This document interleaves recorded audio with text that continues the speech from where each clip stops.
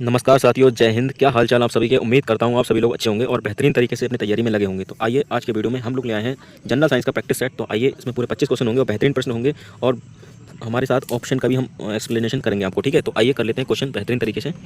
ठीक है, तो हमारे चैनल को सब्सक्राइब अगर आपने अभी तक नहीं किया है तो मेरे दोस्त यहाँ पर कर लीजिए और बेहतरीन प्रश्न आपके साथ आपके यहाँ मिलेंगे। ठीक है, तो ये हमारा चैनल है, इसको आप सब्सक्राइब कीजिए और वीडियो अच्छी लगे तो उसको लाइक भी करना। ठीक है, तो आइए चलते हैं क्वेश्चनों की ओर। क्वेश्चन है हमारे मेरे भाई यहाँ पे, रॉकेट किस सिद्धांत पर कार्य करता है। पहला हमारे पास क्वेश्चन है ये, रॉकेट किस सिद्धांत पर कार्य करता है। ठीक है, तो ये संवेग संरक्षण के सिद्धांत पर काम करता है, आपको याद रखना है। ठीक है, और न्यूटन का जो प्रथम नियम है, ठीक है, प्रथम नियम ये जड़त्व का नियम कहलाता है, आपको ध्यान रखना है जड़त्व का। ठीक है, जड़त्व का नियम कहलाता है मेरे भाई, आपको ध्यान रखना है। ठीक है, तो चलते हैं मेरे भाई अगले क्वेश्चन की ओर। अगला क्वेश्चन है मेरे भाई, सौर मंडल का सबसे चमकीला ग्रह कौन सा है। मेरे भाई सौर मंडल का सबसे चमकीला ग्रह कौन सा है, तो ये शुक्र हो जाएगा। ठीक है, ये आपको ध्यान रखना है।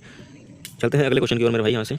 और लाल ग्रह जो है ना मेरे भाई, यहाँ पर लाल ग्रह जो है वो मंगल ग्रह हो जाएगा हमारा। ठीक है, सबसे गर्म ग्रह हो जाएगा हमारा बृहस्पति। ठीक है, पृथ्वी की बहन शुक्र को कहा जाता है, शुक्र को कहा जाता है। ठीक है, आपको ध्यान रखना है, शुक्र को जो है पृथ्वी की बहन कहा जाता है। सही है, तो चलते हैं अगले क्वेश्चन की ओर। अगला क्वेश्चन हमारे पास, मनुष्य के शरीर में कितनी हड्डियाँ होती हैं। तो मनुष्य के शरीर में मेरे भाई यहाँ से कितनी हड्डियाँ होती हैं आपको पता होना चाहिए। ठीक है, मनुष्य के शरीर में 206 हड्डियाँ होती हैं और एक बच्चे के यानी एक छोटा बच्चा होता है उसके शरीर में कितनी हड्डियाँ होती हैं, 300 से 305। ठीक है, 305 सॉरी। ठीक है, ये आपको ध्यान रखना, 300 से 305 होती हैं, ये आपको ध्यान रखना है मेरे भाई यहाँ से। ठीक है, अगले क्वेश्चन की ओर चलते हैं। अगला क्वेश्चन है यहाँ पर, ओजोन परत वायुमंडल किस परत में पाई जाती है। ठीक है, तो जो ओजोन परत है, ठीक है, वो वायुमंडल किस परत में पाई जाती है। ठीक है, तो आपको यह ध्यान रखना है कि समताप मंडल में ये पाई जाती है मेरे भाई यहाँ से। क्वेश्चन नंबर 4 का करेक्ट उत्तर हो जाएगा। ठीक है, तो चलते हैं अगले क्वेश्चन की ओर मेरे भाई यहाँ से।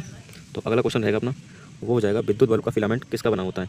विद्युत बल्ब का फिलामेंट किसका बना होता है। ठीक है, तो ये हमारे पास टंगस्टन का बना होता है। ठीक है, और जो हमारा हीटर होता है, विद्युत हीटर, उसका जो तार होता है मेरे भाई वो नाइक्रोम का बना होता है। किसका, नाइक्रोम का। ठीक है, लेकिन इस प्रश्न का उत्तर जो हो जाएगा मेरे भाई वो टंगस्टन हो जाएगा, विद्युत बल्ब का फिलामेंट। ठीक है, और विद्युत हीटर का नाइक्रोम तार होता है वो नाइक्रोम का बना होता है, ये आपको याद रखना है मेरे भाई यहाँ से। ठीक है, चलते हैं अगले क्वेश्चन की ओर। अगला क्वेश्चन मेरे भाई यहाँ पे हो जाएगा 6 नंबर का क्वेश्चन, घेंगा रोग किस कमी से होता है। ठीक है, तो घेंगा रोग जो होता है मेरे भाई वो आयोडीन की कमी से हो जाता है। ठीक है, और विटामिन की कमी से आपको पता है कौन सा रोग होता है, रतौंधी। कौन सा होता है, रतौंधी। ठीक है, याद रखना आपको। ठीक है, तो चलते हैं अगले क्वेश्चन की ओर। सर्वग्राही रक्त समूह कौन सा है। ठीक है, सर्वग्राही यानी जो सबका रक्त ले सकता है मेरे भाई वो कौन सा है। ठीक है, तो AB प्लस। ठीक है, ये जो है हमारा AB पॉजिटिव, ये जो होता है मेरे भाई सर्वग्राही होता है। ठीक है, और रक्तदाता को क्या कहते हैं, O को। ठीक है, जो O है ना, O प्लस, इसको रक्तदाता कहा जाता है, दाता सबको दे सकता है ये। ठीक है, और इसको ले कौन सकता है, AB जो है सबका रक्त ले सकता है, आपको ध्यान रखना है मेरे भाई यहाँ से। तो चलिए अगले क्वेश्चन की ओर चलते हैं। फोटोग्राफी में मुख्य रूप से कौन से प्राथमिक रंग होते हैं। ठीक है मेरे भाई, यहाँ से 8वां क्वेश्चन है, फोटोग्राफी में कौन सा होता है। तो आपको ये ध्यान रखना है, इसमें आपको रखना है RCV, सबको याद रखना है मेरे भाई यहाँ से। ठीक है, RCV का मतलब सभी को पता होगा भाई, ये टीम है अपनी ना, टीम नहीं है रेड, अच्छा हाँ ये टीम है। ठीक है, तो आपको इसको C को G बना देना है खाली बस, बाकी इस देखिए रेड ग्रीन और ब्लू कौन से हैं, रेड ग्रीन ब्लू, ये देखिए B ऑप्शन आ गया इसका करेक्ट। ठीक है, हो जाएगा इसी तरह से। अगर आपको ये PDF चाहिए तो आप हमारे टेलीग्राम के साथ जुड़ सकते हैं। टेलीग्राम का लिंक जो है मैं आपको वीडियो के डिस्क्रिप्शन में डाल दूंगा, इसको आपको PDF वहाँ से जाकर डाउनलोड कर लीजिएगा। ठीक है, तो आइए चलते हैं मेरे भाई यहाँ से अगले क्वेश्चन की ओर। अगला क्वेश्चन है, चेचक के टीके का आविष्कार किसने किया। ठीक है, तो चेचक के जो टीके का आविष्कार है मेरे भाई वो एडवर्ड जेनर ने जो है किया है मेरे भाई यहाँ से। ठीक है, तो आइए चलते हैं अगले क्वेश्चन की ओर। रडार का पूर्ण रूप बताइए। ठीक है, रडार का जो पूर्ण रूप होता है मेरे भाई वो डायरेक्शन, यहाँ से रडार का जो है पूर्ण रूप यहाँ पे बताना है हमें इस क्वेश्चन में। तो हमारा क्वेश्चन जो होगा इसमें रडार का पूर्ण रूप पूछा गया, तो रेडियो डायरेक्शन रैगनिंग जो है इसकी पूर्ण रूप हो जाएगा मेरे भाई, आपको याद रखना है, पूछा जाता है और इंपॉर्टेंट क्वेश्चन है। तो आइए अगले क्वेश्चन की ओर चलते हैं मेरे भाई यहाँ से। अगला क्वेश्चन है, शुद्ध जल का pH मान कितना होता है। तो भाई सभी को पता है मेरे भाई, शुद्ध जल का pH मान 7 होता है। ठीक है, और आपको ये भी याद रखना है कि pH वैल्यू अगर 7 से अधिक है, pH वैल्यू क्या है, 7 से अधिक है, अगर अधिक है तो क्या होती है मेरे भाई, क्षारीय होती है, और कम होती है अगर 7 से कम तो क्या होती है, वो अम्लीय होती है, आपको ध्यान में रखना है मेरे भाई यहाँ से। ठीक है, तो चाहिए चलते हैं अगले क्वेश्चन की ओर। अगला क्वेश्चन है, जंग लगने पर लोहे में क्या परिवर्तन होगा। ठीक है, अगर लोहे में भाई जंग लग जाएगी तो क्या होगा भाई, लोहा का भार कम हो जाएगा, भार बढ़ जाएगा, या पहले बढ़ता है फिर घटता है। ठीक है, तो क्या हो जाएगा मेरे भैया, कोई परिवर्तन नहीं होगा। तो आपको पता है जब जंग लगेगी तो इसकी क्या होगा भाई, भार क्या होगा, बढ़ जाएगा। ठीक है, ये आपको ध्यान रखना है, बेहतरीन क्वेश्चन था। आइए चलते हैं 13वें क्वेश्चन पे। तो आइए 13वें क्वेश्चन क्या कह रहा है हमारे पास, मास्टर ग्रंथि किसे कहा जाता है मेरे भाई यहाँ पर।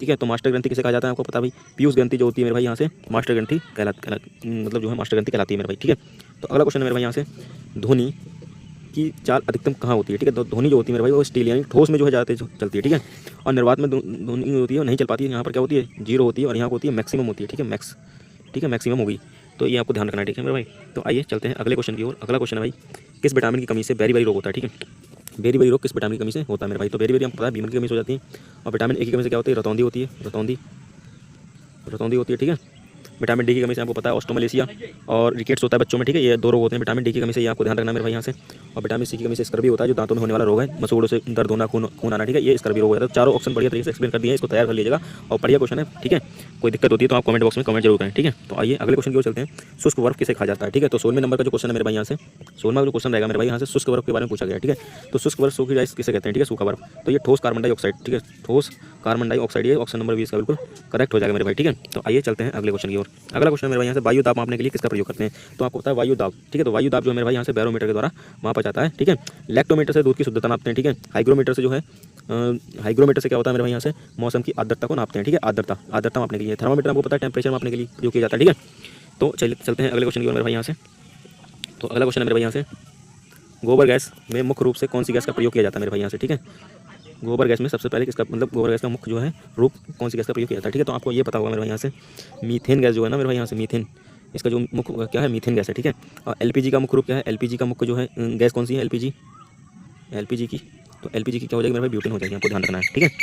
प्रकाश का संश्लेषण में पौधे कौन सी गैस छोड़ते हैं? प्रकाश संश्लेषण में पौधे जो है कौन सी गैस छोड़ते हैं मेरे भाई यहाँ से, ठीक है। तो आपको सभी लोगों को पता भैया ऑक्सीजन जो है ये लोग छोड़ते हैं और हम लोग ऑक्सीजन लेते हैं, और कार्बन डाई ये लोग लेते हैं, अपना कार्बन डाई से अपना भोजन बनाते हैं पौधे लोग, ठीक है। और हम लोग जो है कार्बन डाई छोड़ते हैं और ऑक्सीजन लेते हैं मेरे भाई यहाँ से। तो इसका जो करेक्ट उत्तर होगा मेरे भाई वो कार्बन डाइऑक्साइड हो जाएगा, ठीक है।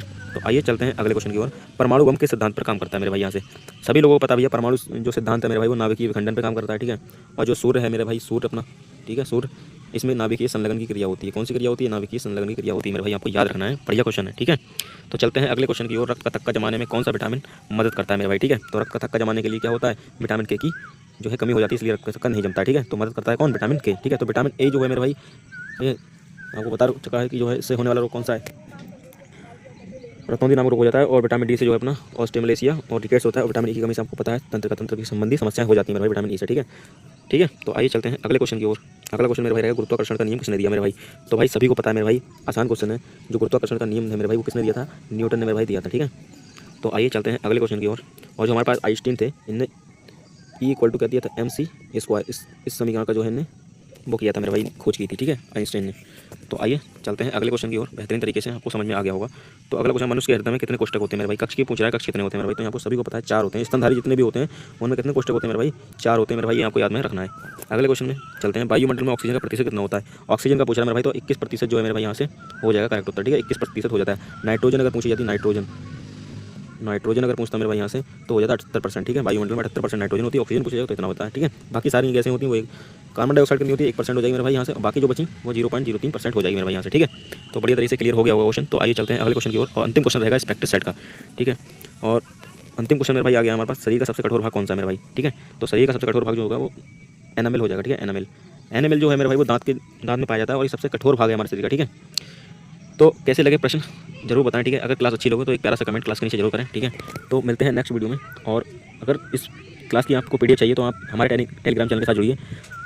मैथ्स बाय जितेंद्र भैया नामक हमारा जो है टेलीग्राम पे एक चैनल है, उससे आप जुड़ जाइए। आपको ये पूरी 25 क्वेश्चन की PDF मिल जाएगी, जिससे आप बेहतरीन तरीके से अपना रिवीजन कर सकते हैं, ठीक है। और वीडियो के डिस्क्रिप्शन में मैं इसका लिंक डाल दूंगा और आप जाके वहाँ से PDF को डाउनलोड कर सकते हैं मेरे भाई, ठीक है। तो टाटा बाय बाय, जय हिंद तब तक के लिए, और मिलते हैं अगले वीडियो में।